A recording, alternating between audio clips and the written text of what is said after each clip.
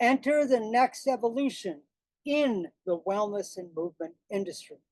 As we move even further into the 21st century, both the wellness and movement industry will transform from a totally new perspective.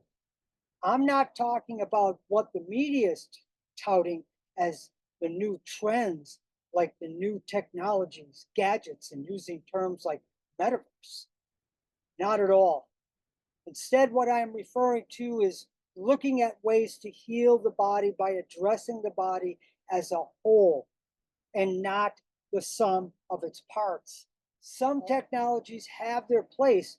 Most of the newer gadgets have yet to be understood. I will share my insights and discuss some of them in part 2. The human body is a cybernetic, bioelectrical magnetic organism, an integrated multidimensional system of systems. These body systems are interconnected and dependent upon one another to function.